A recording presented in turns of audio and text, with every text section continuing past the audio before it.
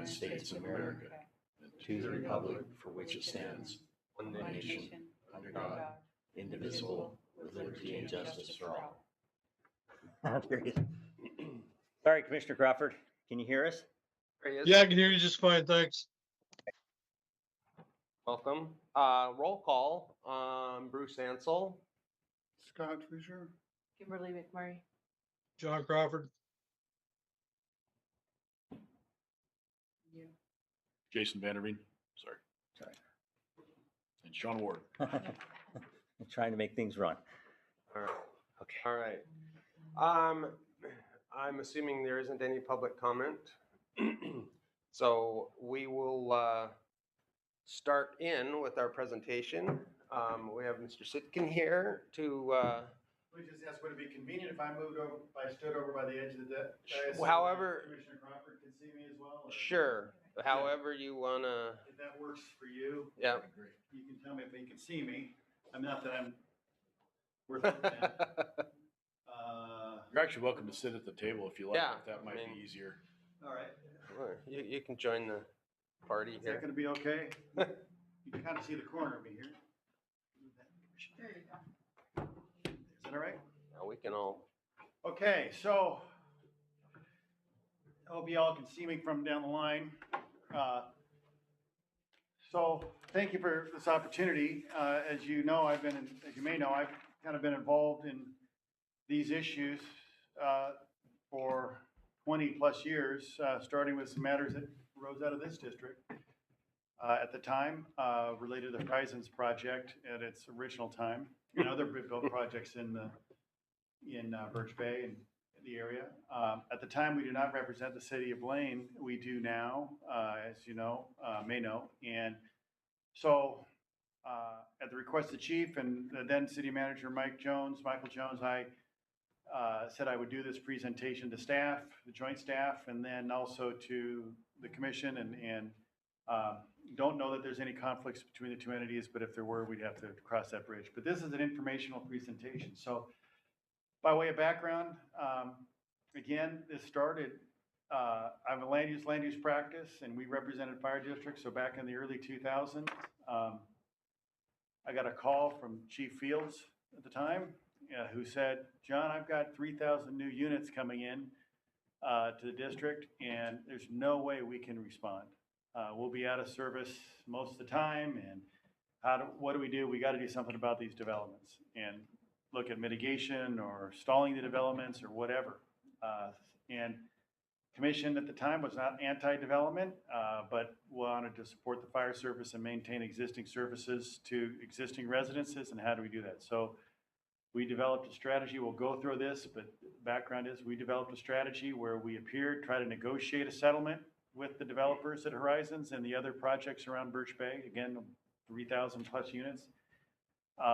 Made some offers, all rejected, went to the hearings, made our case.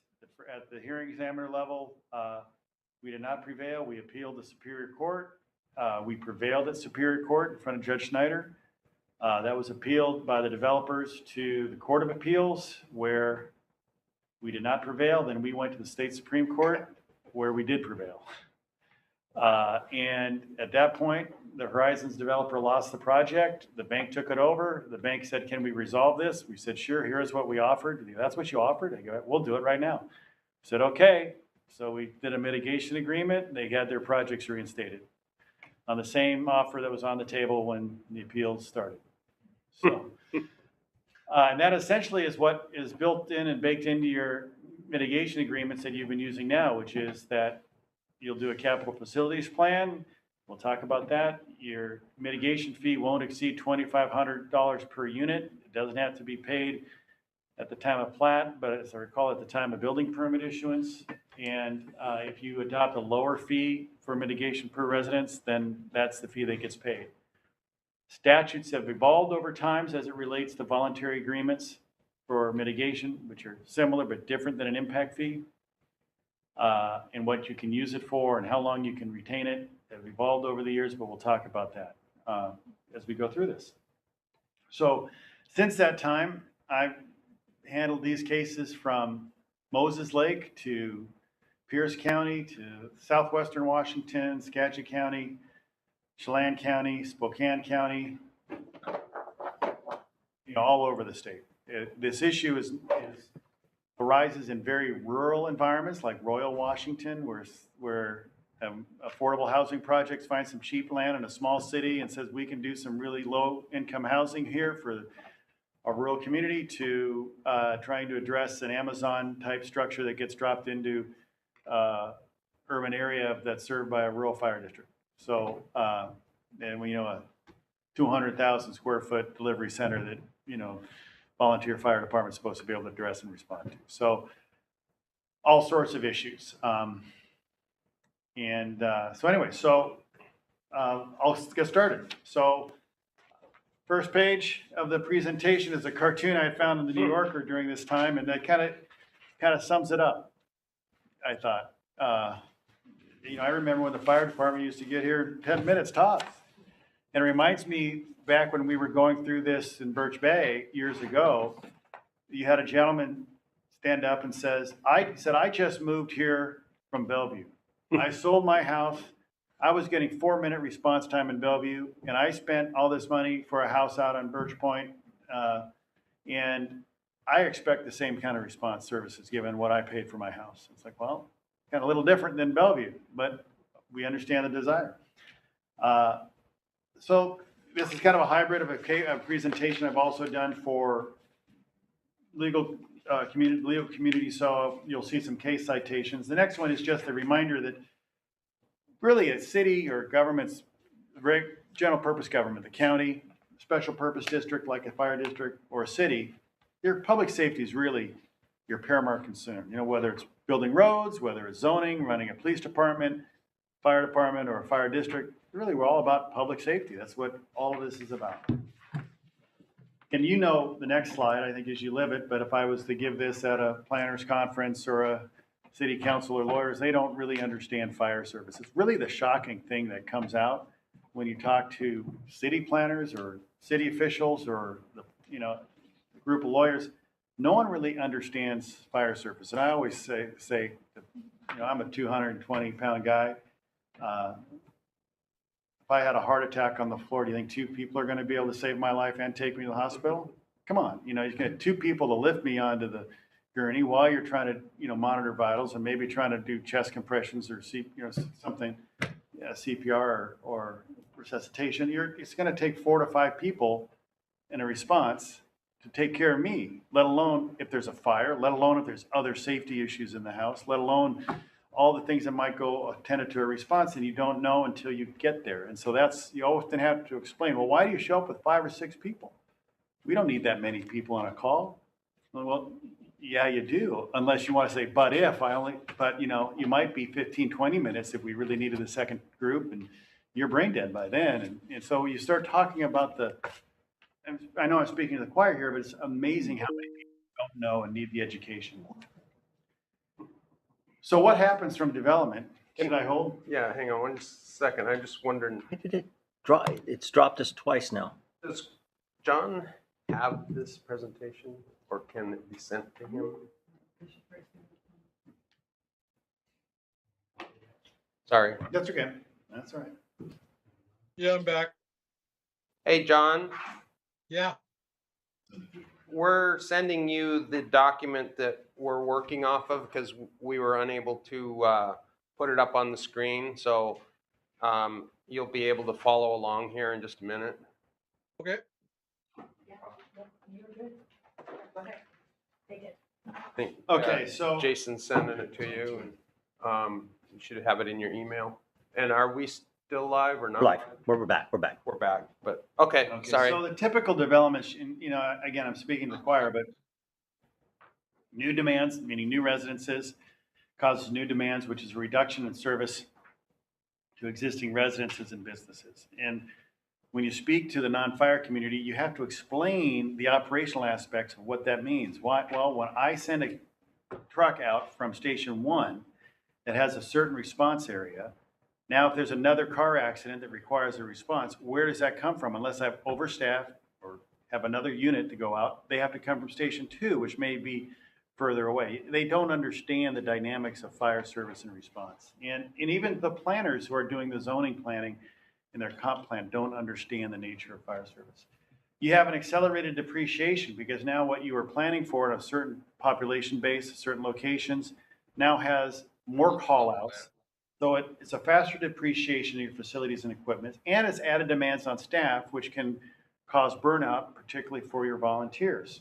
And, if I'm having to keep coming out and missing my dinners or my birthday parties or whatever, I'm less likely to volunteer unless I'm volunteering for a career track opportunity.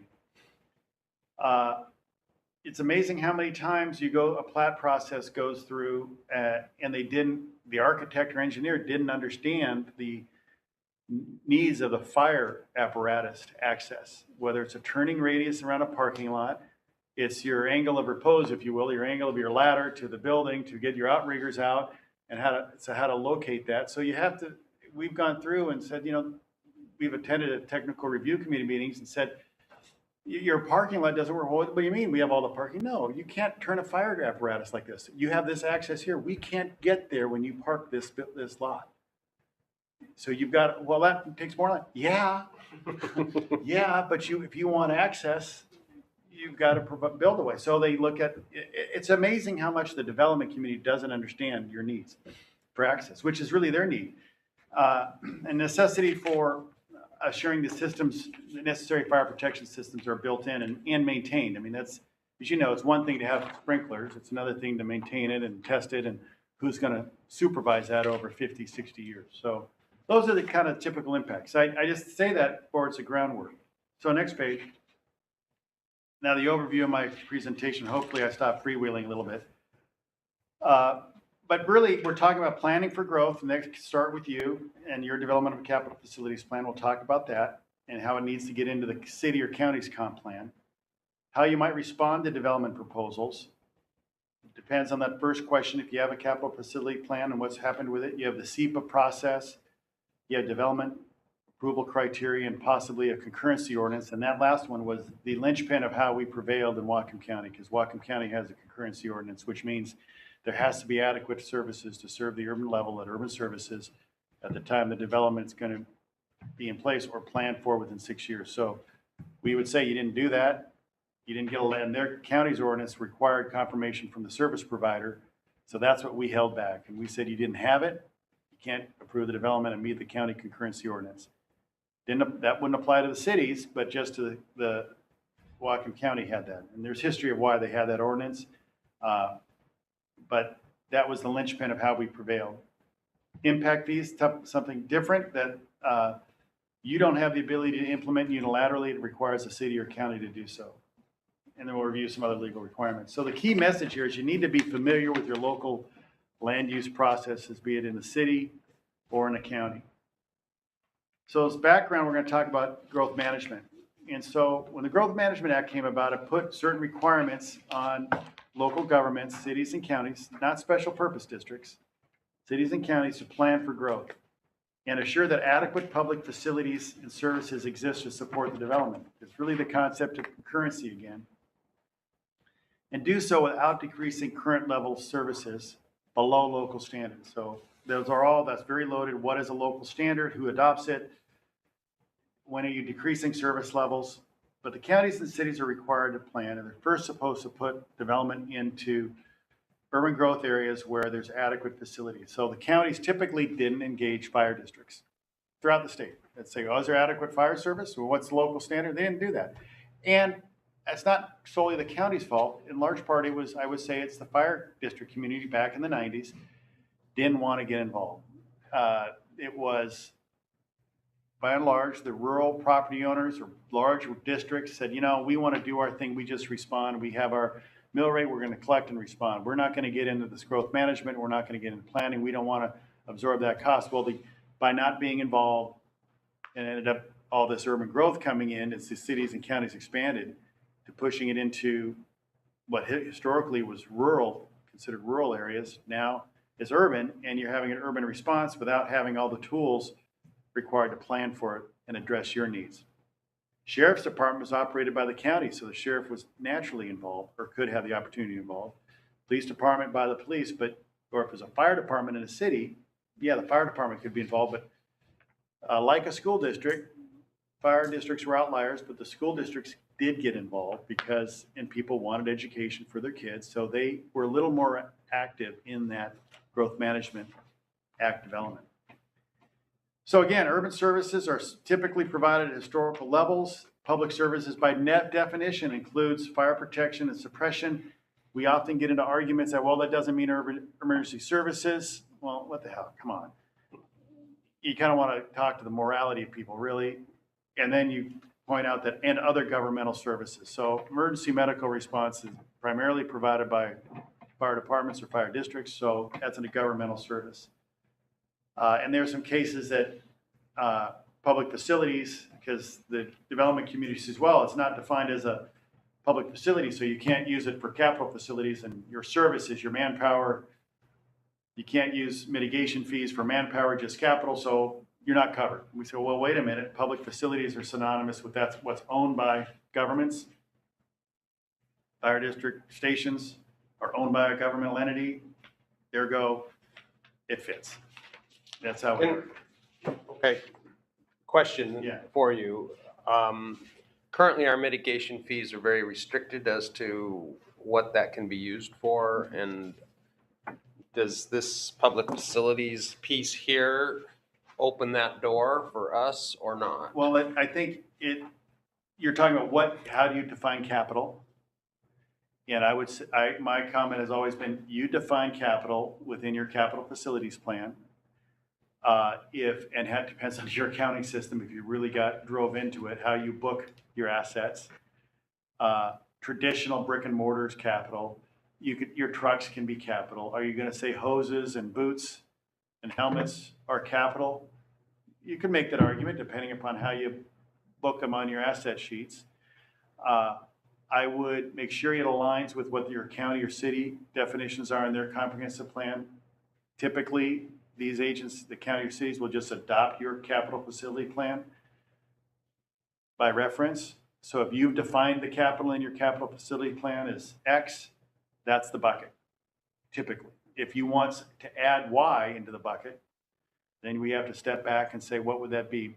And how do we define that? Then rerun your capital facilities plan. But it's usually land, building, the associated infrastructure would be capital, your trucks. If you want to add boots and hardware and hoses and things like that, I'd say, yeah, it's possible, but how did you define it in your capital facilities plan? And how are you booking it in your asset management system? What's your financial policy say? So you want to be consistent throughout the organization of how you consider capital. The auditor might take a slightly different view, but if you've defined it this way and for these purposes, they'll probably follow that. Okay, so specific to mitigation fees, which are how much, Joel? What do we charge per unit now? Mitigation fee? About $1,000, 1,019. Okay, and you're saying we could go as high as 2,500? Is that what? By your current mitigation agreements, that's what it said. Yeah, as I recall. But you'd have to go through your capital facility plan adoption process. Sure. To get there. All right, but right now I'm under the impression that mitigation money is very specific and can only be used towards new or impacts from the new development, i.e. we have a station in Birch Bay and we can't do any upgrades or improvements to that with the current mitigation fees, is what my understanding is. So I think you're talking about the holistic system in a sense, because improvements of the Birch Bay station can have a positive effect on your responses out here because they increase your aid or backup response over here. So your capital facility plan needs to discuss that and address how it's an integrated system. And then, so you provide the narrative and textual support of this and why an improve, because people might, the general public, this is back to misunderstanding of fire service. Why are you improving this Linden fire station when the demand and the impact that we're trying to address is out here? Well, if we got an extra truck in I'm making it all up here, I'm sorry. But if I get an extra truck in Linden, my service area expands here, which means I can shrink my service area in Birch Bay without having to build the extra bay and add the truck. So I'm more cost effective to add a truck within an existing bay in Linden, expand their service area, decrease the service area, and have more response and more efficient response times in Birch Bay. I'm guessing I'm somewhere close, Chief, right? Nope, that's Spot on. Somewhere close. a reasonable argument. Yeah, so you need to lay that out in your capital facilities plan, and then you say in the these mitigation fees will be used for capital identified within the capital facility plan. The public doesn't see it and understand it because they don't see the integrated system. They see station 3 blocks from my house. I'm paying this mitigation fee. I want it right here. The developers don't. They want to see, I paid for something, I see it. Okay. They gotta understand the integrated system. Moreover, the statute says it's that which was the parties agreed to that has a direct impact. So if they've signed a mitigation agreement and it says it's to fund capital identified in your capital facilities plan and you have it on a list, it's that they've agreed to it.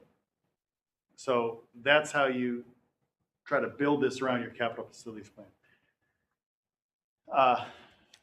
Commissioner, is that? Clear as mud, yeah. Oh, it's not easy. It's not easy.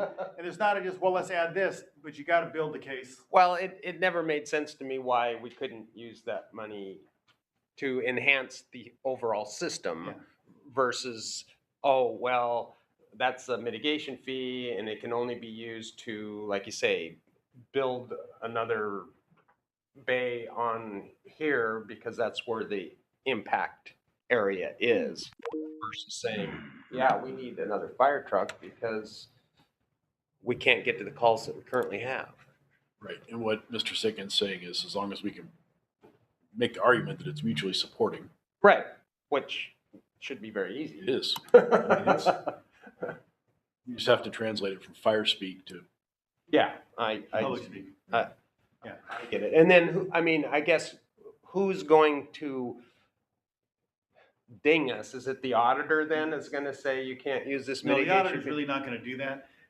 Well, the auditor's going to look at, did you spend the money within the X number of years you're Right. supposed to? Did you refund it or not? They might do a passing look. Was this expended for something in your capital facilities plan? Okay, yeah. All right. They're not going to look up, I don't think they're going to look further and say, well, this was out in Birch Bay, not Blaine, and no, this is in the plan. We did the forecast, we did the needs analysis, we did everything, we explained why it's an integrated system. Now, the public might complain, you know, when you go through your capital facility plan adoption, you should have a public process, a public hearing, a CEPA review. You adopt it, you take it to the county, they have to look at it and adopt it. So there's a lot of ways people can come into this and try to argue not about it. Again, it comes back to, from the beginning, educating the planners at the county or the city about how you approach fire systems, why this is important. Make the case when you do the presentation of your plan to the county officials in a public hearing, you constantly have the same talking points and, you know, how you're doing this most efficiently to operate a responsive but efficient fire service. And have you given this presentation to the city of Blaine or not? I think we did, yeah. Mr. Wilbrecht and Stacy Pratchner, who's the planning director. They didn't ask that specific question, as I recall, but No, Well, they're probably not interested in They're the not. fire department per se. They're interested in puppy police and all.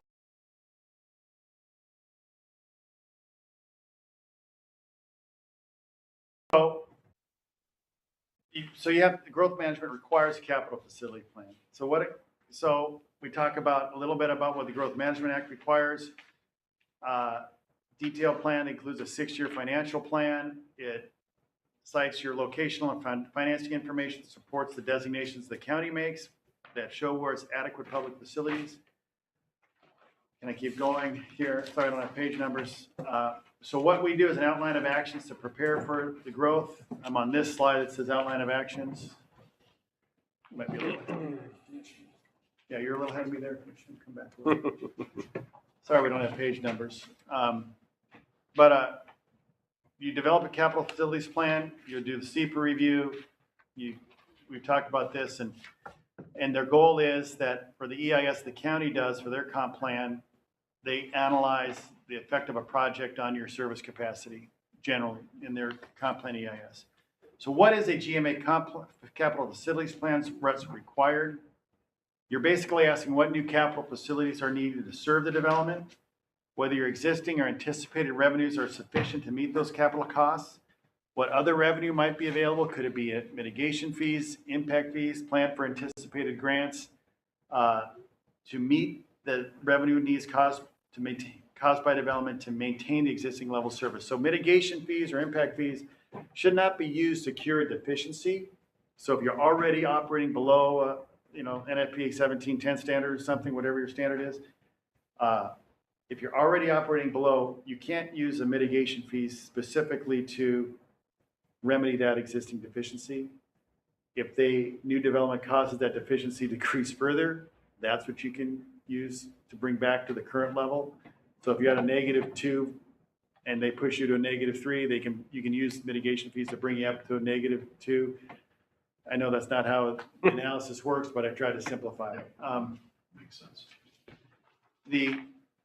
So what you do is you do an inventory of your existing facilities that are owned, and you show their locations, you forecast your future needs, and this is where, you're defining what capital is for the purpose of this analysis. You look at your proposed locations and capacities, and you develop a 6-year funding plan. So the next few pages are kind of repetitive of what we just talked about, with a little more definition. You have existing inventory, you forecast future needs, and this is where we get a little bit of debate, where you adopt a low level of service. And I encourage fire districts to meet with their government, their general purpose governments, and see if you come to understanding. Because I remember the county said, well, you guys adopted NFPA 17, we're not going to do that. We're just going to go with ISO something, and it's a lesser standard. We go, really? You're going to do that? You guys take that out to the community and say that we're trying to respond at this level that you've been experiencing, and now you're going to lower it to accommodate the development? Great idea, county. You guys make that argument and we'll fight you on it. But this is an area that someone can argue, we don't want that level of service at 4 to 6 minutes, 80% of the fractile time. We want 6 to 8, 70% of the time, and you can meet that without having more impacts or mitigation. The community's been experiencing it for 20 years, so that's good enough. Why are you imposing this city of Bellevue standard on us? Well, because that's what the national standards are, and we say, okay, understand, your insurance rating's also likely going to go up. And you're paying it for your developer, you may not be paying it, but your customers will be, and you're not telling them. So you have to explain to the county planning agency what the effect of response time is on an ISO rating, what that can mean to an insurance for the residents. And, so we often will put in a letter into the record that, so everyone knows that, hey, we told the county that there's going to risk an insurance rating increase that's going to cause when you're in a confrontational discussion.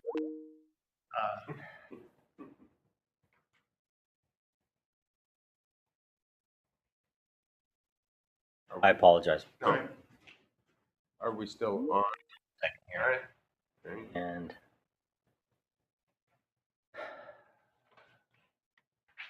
I mean, we're back. so where we currently are is probably at the limits of our ability to respond to the existing calls that we have. Our concurrency level is what, 35, 40%? 45%. So 45% of the time, we're running back-to-back calls, which means Birch Bay is out or Blaine is out, and we're running across the city to cover each other. And so now a developer comes in, i.e., we'll use Horizon as an example, who's already on the books, but now they're in the process of building 75 to 150 new residences. And then across the street from that, I can't remember, what's the development on the other side of Horizon? Sea Smoke. No, Inverness is going to have another, 80 units over there.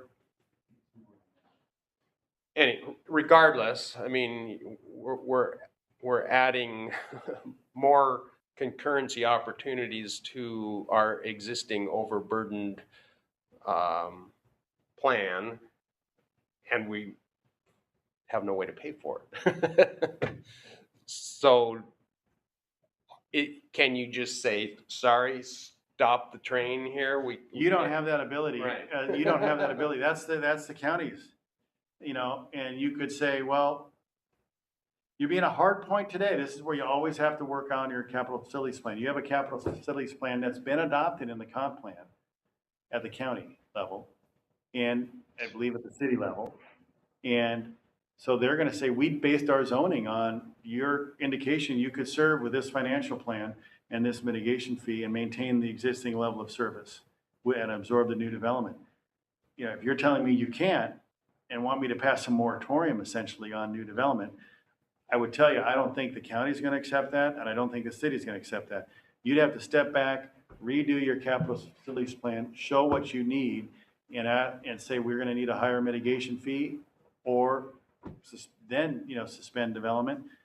And at that point, you might get that, you'll get pushback from the developers again, but that's your tact. Or ask the city to, adopt an impact fee based upon your capital facilities plan, and the county as well, in lieu of this mitigation SEPA process. The county never has been willing to do that, although you have a more progressive county council now. They may be willing to do something like that, but it's going to take a lot of education and then a lot of resistance from the development community and resistance from 2 or 3 council members, given their politics. I'm not sure how the city would respond. So if we have a current fee structure and we wanted to increase that fee, can we do that up to that limit without going through some? I would recommend you do the new capital facilities plan. You have to have the justification for the fee. You have to do the analysis, do your homework to show what the fee has to be. I mean, I think regardless of what we make the fee, it's not going to pay for what we need. Yeah, I hear you. I mean, this is not a unique scenario throughout Washington State. I mean, this is the problem of pushing growth into the rural area and then calling it urban. And saying, okay, now it's urban. And in this situation, it's not part of a city. It's not even a city urban growth area, which is more problematic. Because you might have either mutual aid agreements with a city or auto aid agreements with a city, or you've annexed a city, or it's a contract service. A lot of different things you could work out with a city if you were a city urban growth area, but this is really the anomaly. And boy, it's been a while since I looked at it, but there was at one point 12 to 16 non-municipal urban growth areas in the state. But I think that's increased. You have Sunny Slope and Chelan. You have some, I think, kind of nuanced issues in Snohomish County. You have Bayview Ridge up in Skagit County. There's another one in Skagit. You have some over in Chelan County, like I said. You had one in Vancouver, some over in not Walla Walla, but in Moses Lake area. So there's more and more. So one outside of Spokane by the airport, actually. So, I'm going to come back. The level of service, setting the level of service is ultimately, it's the county's comp plan. It's ultimately their determination. So if you have one standard for response and the county said, no, we want a lower one, and we're not going to incorporate your capital facilities plan based on your more responsive level of service. We want a lower response level. That would be what they said, and then your comp plan wouldn't fit, and they may not be willing to accept your mitigation fee as a SEPA condition, or certainly not as an impact fee. And so that may be very difficult. So you have to have some engagement and alignment. And I always say, start with your performance measure requirements, your standards of cover, because you have to report performance measurements, and you've set a standard that you measure against. What is that? 50? I wrote 5233, I think, RCW, that you do your standards of cover reporting. At least start there on your measurement tool. So your capital facility plan analyzes your new facilities, locations. Does it really you can really get into this. You hire a GIS planning consultant firm and go look at all the modalities. And the problem is it affects, like you say, your roads affect it, your transportation plan affects it, what traffic improvements over time are contemplated? I'll hold on. I apologize for this. We tested this out, and I kid you not, we tested this out for 3 hours yesterday, and it worked flawlessly. Yeah, but you didn't have us in the room. Well, That's my metal plate. I'm with you. Okay, so if you've done a capital facilities plan and it shows insufficient revenue that you can forecast over your 20-year planning period, you need to advise your county or city of that. And the county or city, when they do their comp plans, there's an argument that they must address this in their comp plan, this deficiency, and it could be by, creating a long-term planning area in the urban growth area, not allowing development in that area until there's sufficiency of service. That revenue deficiency, if it's addressed in the county city comp plan, can be a basis to condition or deny development. But that issue has to be detailed in the county or the city comp plan, not just your capital facilities plan, because at the end of the day, you're not a regulatory government. So the approval of projects is up to the county or city, and you need to have the facts in the record, and they need to reflect that in the comp plan, because their decisions are going to be based on their comprehensive plan policies. And that's why you wanted to have a comp plan, a capital facilities plan that's incorporated into their comp plan. Then you can argue you need to look at our capital facilities plan, which is part of Whatcom County's comp plan.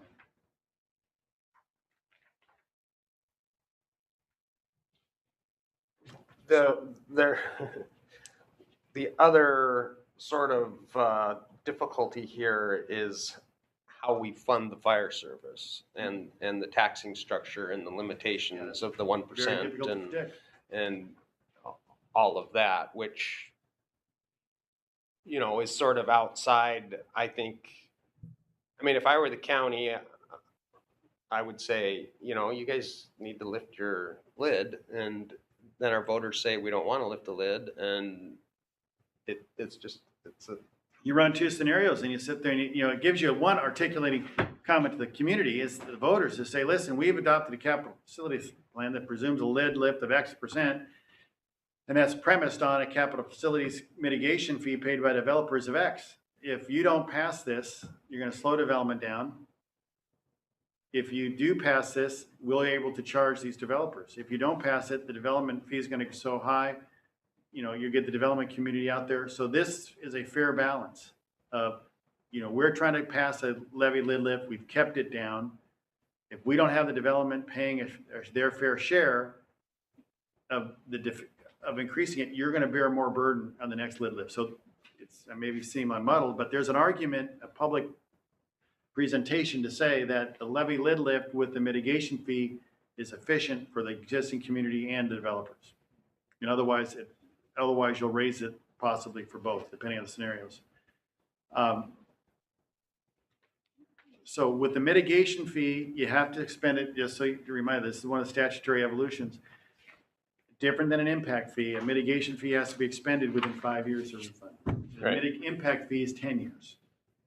See, so if you got the city or the county to say, we'll collect an impact fee for you, then it's kept for 10 years and you have more time to expend it.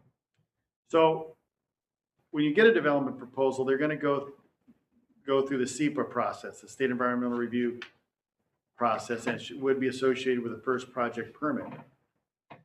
You're to receive notice. And when we started this 20-something years ago, you weren't getting notice. You had the local fire marshal, nice guy, kind of take care of things for the districts. Well, wasn't that case. Tom happened to see a bunch of notices on his desk somewhere that, no one had paid attention to him in the past, and that's how Chief Fields jumped up on it.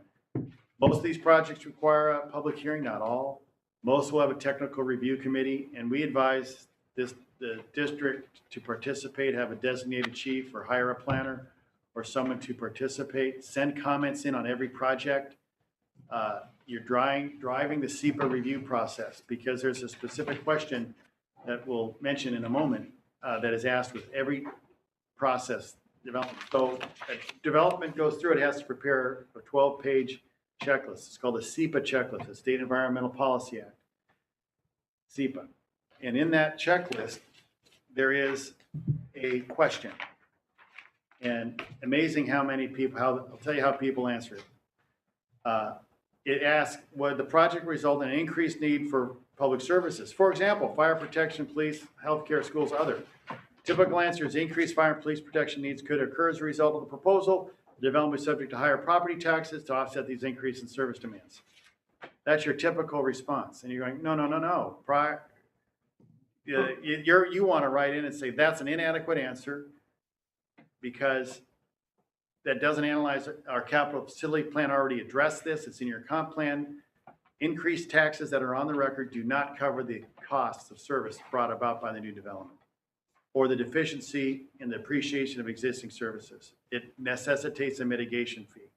And we've analyzed this in our capital facilities plan as part of the county comprehensive plan. Do not issue a DNS, a determination of non-significance, issue a mitigated determination of non-significance based on county comprehensive plan.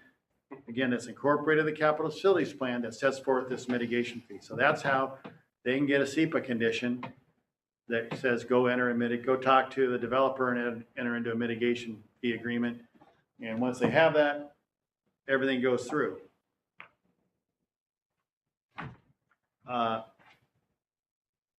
There's some case law that talks about, the rule of reason standard for these answers at a reasonably thorough discussion. And we say, gosh, just saying taxes cover it isn't a thorough discussion. That's rather cursory. The key time to address these issues, when the comp plan occurs, they do what's called a non-project SEPA review. So it's not project level, it's more of a planning level review, but they do a SEPA review, and that's a critical time to also comment about what your capital facilities plan is, the impacts of new development on increased times, and how, if you're changing the densities, changing the zoning, putting more population in the urban growth area, you need to analyze the effect on the capital facilities and our response times. And then we say the district is willing to work with you to get together. We need to share our information data. And so when they're going through their comp plan updates, you really need to get involved because that's the foundation for everything else that's going to follow for the next 20 years when the county does their planning. Because they do a comp plan update, they're going to take the population projections from the state. The Office of Financial Management will have given the county population projections for 20 years. They have to update their comp plan about every 6 and 10 years. It's going to put new growth in, new density. That's when you want to first start this discussion because that's the best time to challenge their comp plan and this issue. It's harder with the further down a development path you go when you get to project developments. I've given you tools to do it, SEPA, concurrency, but the best place is when they're doing the original comprehensive planning, saying you can't put this growth here without planning for fire. And we're here to challenge you if you do that. And that is the early stages of addressing the issue, and it's the best place to challenge it. Do you know what cycle those comp plans are on? It's like they're usually 6 to 10, and I don't know where the county's at right now. We can contact the county staff, and they'll tell you where they're at. It may even be online if we Google it up. I think their county's coming up in about a year and a half. Yeah, so now, quite frankly, now's the time to start, hey, here's our comp plan. We're already seeing growth. We're going to have to update this. We're going to start this process. We want to be on the same cycle as you because they'll get into this, well, you did it effective 2023 and we're on a 2025 to 2031 cycle. It's like, okay, guys, then we'll do it 10 years so we overlap, but, let's talk about this planning well in advance so we're coordinated. And you may look at hiring a planning consultant to help you with this, depending on the order of magnitude, but it's good to get some experts that are used to doing this. And some firms have developed models. Central Pierce, we helped them through a series of processes a couple years ago, and they hired Mal Foster Alonji, who did a huge effort in analyzing all the impacts in a time, like I said, very urban areas, Frederickson area, that kind of East Pierce County, Central Pierce County areas. They did a lot of geographic information system, GIS system modeling for that. They had a chief at the time who came from the city of Vancouver, Pierce County, Chief Olson, Dan Olson, and he's since retired, but he was really pushing this issue and We were challenging the comp plans, we were challenging the updates, we took on the Master Builders Association. We had the mitigation fee we were pursuing and a capital facilities plan updates.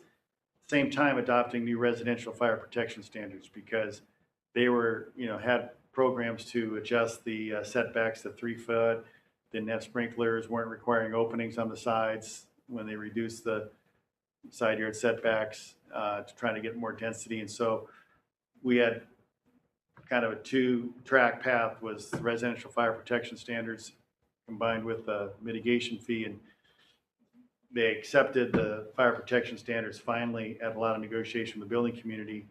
And the district there said, we won this battle. We had an anti-council at Pierce County. It was pro-development. They had one position shift, so our vote went 4-3. We got it passed. The building community was satisfied. It was, let's not push the mitigation fee further. But that's a huge, huge district, Central Pierce. Probably one of the larger ones in the surrounds Joint Base McCord and a lot of that area. So again, in the absence of mitigation, impact fee, you can use SEPA. You want to have the comp plan policy language supporting this issue. The alternative, supplemental actions for the county to have a concurrency ordinance, and this county does. If they don't agree, developer doesn't agree to voluntary mitigation, the option is for the county to deny development or require an environmental impact statement, require them to do the study. Quite frankly, developers yip and moan about $1,000, $1,500, $2,000. In this market, $1,000 could be tomorrow, could be increased. Come on.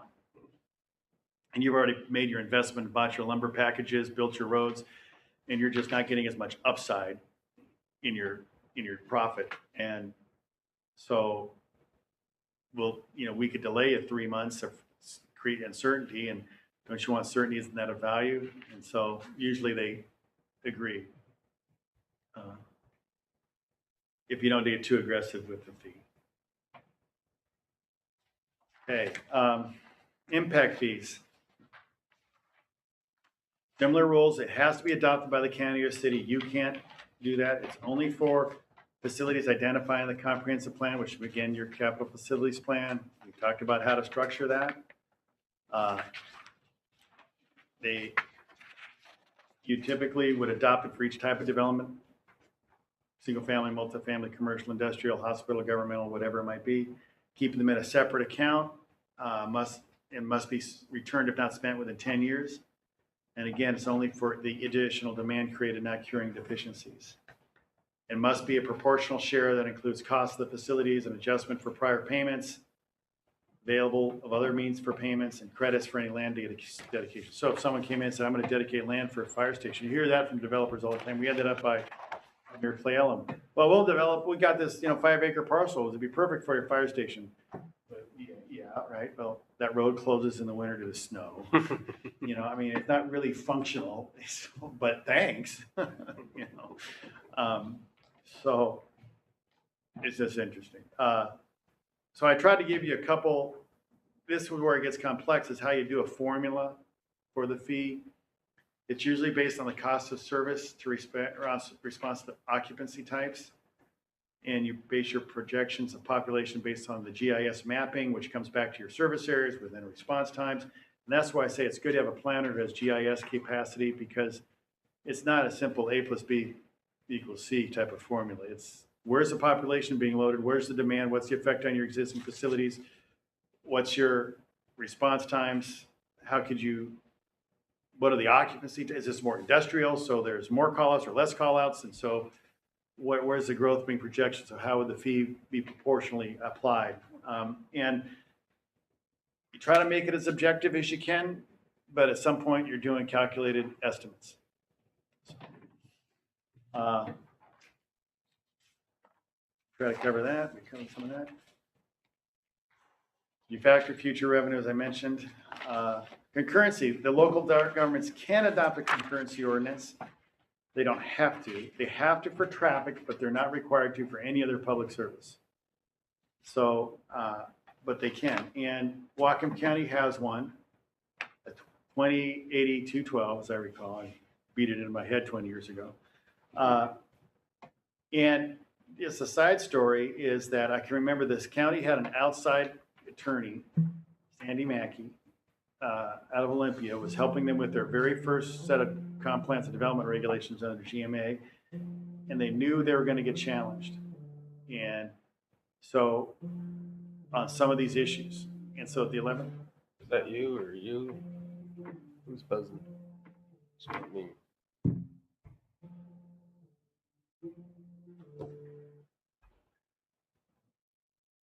So at the 11th hour, Sandy Mac, they were getting complaints from environmental community about the inadequacy of the comp plan and not addressing deficiency of service. So he said, okay, let's just pass this ordinance and include it in there. So when we go to the Growth Hearings Board, we can say we've covered it. We have this backstop measure to assure adequate facilities in all these different areas. And so they passed 2080-212 at the last minute, and that's what we ended up using as our tool and prevailed in the Supreme Court. So it's kind of interesting side note that the county challenged us, wouldn't support us on it, but it was their ordinance that we used to prevail on it. They did it to stop a challenge. You know, as an aside, you hear all the water issues in the county, and that Hearst case you may have heard about the county. That one was me right there. The county was challenged on the use of exempt wells for building permits and not evaluating whether there's a valid legal right to use the water and whether it's sufficient and all the rest. And I can remember when the fire district was looking for support in the early 2000s for this challenge, we talked to the environmental community and we said, you know, you guys should be here with us because you're going to have all these issues come about on this issue. This is really the growth management, growth control issue that we're arguing. And so why are you sitting on the sidelines? We don't want to get in fire issues. Okay, you're gonna be doing this again. And so sure enough, they did. But at the same time, given the politics of the commissions and fire districts, we didn't want to tie ourselves too closely because that may not Mary's uncle. politically align with everybody.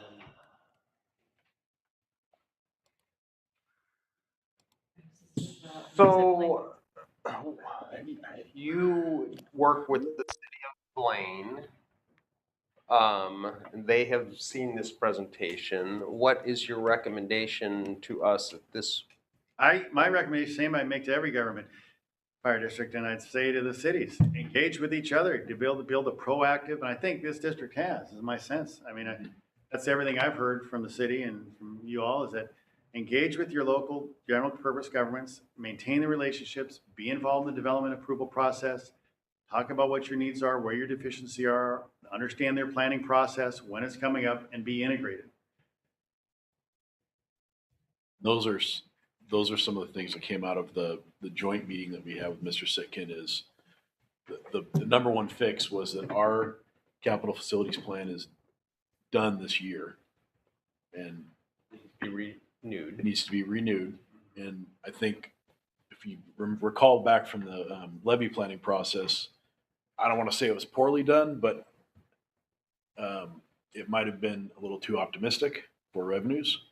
You might remember the list of projects that we were going to do that totaled like $63 million that there's no funding for. And extending ours out and then doing the capital facilities plan with the city of Blaine, doing it at the same time as the city of Blaine, and possibly doing a joint agreement. So maybe we're using the same person so that that person's communicating with both of us and we're building them parallel to each other so that one speaks to the other, so that when we go to county council, at least we're kind of in lockstep. Yeah, and because your plan is going to cover Blaine, because they need their own comprehensive plan, and then you're going to have a larger capital facility plan covering a larger area than just the Blaine, but it's going to address that. And so Blaine's going to take their comprehensive plan up. Hopefully they say we've incorporated the district's comprehensive plan. You have a district's capital facility plan. You have a larger one because of your larger jurisdiction, and then all that package goes up to the county. And at that point, really, the county is going to have to say, we're going to end up doing our own, or we accept something that's already been done by a professional, worked through one government already. They engaged us through the planning process, us being the county, because your planners will talk to their planners, get the data, And it should be all teed up, ready to go when they go forward. So if this is the time, if the county's a year and a half away, the city's in the next year, get yourself aligned, make sure you have the same planner or both have planners that can work together, and take this forward. Because you need to update it because you have new data, new information, new demands, new population projections, costs have changed. So that was the thought coming out of that meeting. That's what Stacy and Joel and I talked about, was getting ours aligned, having it done. The last time it was just an update. Sure. It was an in-house update. Yep. So I don't think a real professional has taken a look at this in well over a decade. Probably back to when Mr. Sickin was working with Chief Fields was when the last time a outside consultant took a look at it. And he's talking about districts having chiefs that focus solely on this issue. I think it's a no-brainer for us to budget the funds for someone to do this, help us do this. I've always wondered, I've always thought the Whatcom Fire District should get together and hire their own planner.